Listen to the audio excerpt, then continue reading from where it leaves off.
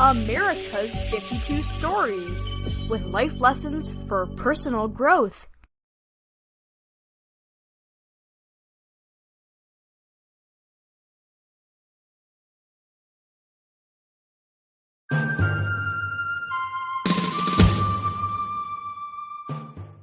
George Willard. Against the wishes of his parents, he joined the Union Army at the age of 18. His remarkable military family included generals in the Revolutionary War and in the War of 1812. As a superior soldier, he was often promoted, and by 1861, he was the captain of his own regiment. Before Gettysburg, he was made a colonel of a New York volunteer group. Military standards of failure could exact a cruel judgment against an officer in spite of his best efforts to avoid it. If captured, he brought shame upon himself until he could prove competency and bravery in battle. 10 months earlier, Willard and his men were so inexperienced that they were captured at Harper's Ferry by Mississippi and South Carolina forces. After his release in a prisoner exchange, his senior officers were scrutinizing his every move. His men were derided with the epithet, the Harper's Ferry Brigade. Spending 7 months on leave at an army camp, his men were drilled daily in preparation for reclaiming their honor. He was going to make real soldiers of these novices or die trying. On the second day, with one of many gaps that had opened in the Union line, Union General Alexander Hayes gave Willard his last order. Take your brigade over there and knock the hell out of the Rebs. It did not go unnoticed that his men were well drilled. With no support, Willard's men went forward to carry out their orders and win back their reputation. It was all or nothing. With the summer sun pushing temperatures to 90 degrees, Willard's soldiers went forward hungry, fatigued, but unwavering.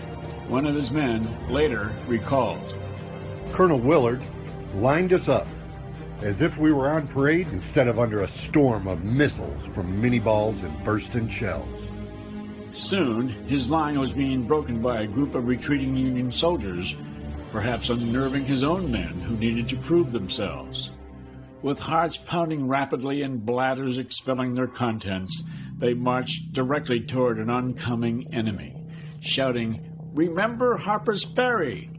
Willard drove the Confederates into retreat with enough time to recapture some Union artillery pieces. An incredible irony was making its appearance. The retreating Confederates under General Barksdale were the same forces that captured Willard and his men at Harper's Ferry 10 months earlier.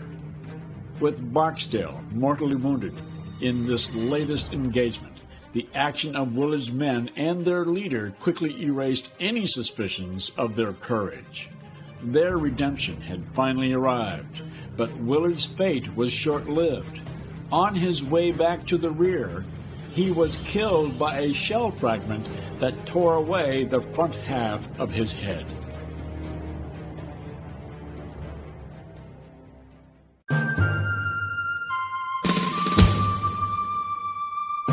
Allow failure to harden your resolve. Failure is success turned inside out. You can turn failure into success just as Willard did. Allow failure to influence you to be better prepared, knowing what not to do next time. Willard's story demonstrates that what counts is not what happens to you, but how you respond to what happens to you. Your most empowering freedom is your ability to choose your attitude, an energizing influence that leads you to better outcomes.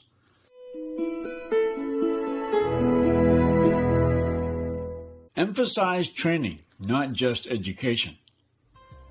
Willard spent a great deal of time drilling his men in a competency that was needed to achieve results.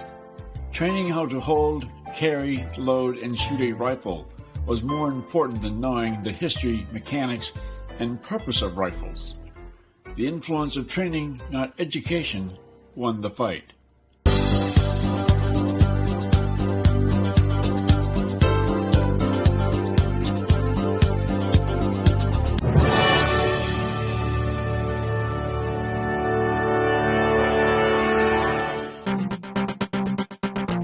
Right now, every student has the right to be thinking. What do I do with this information? Let's start by asking these questions, and you can provide your own answer.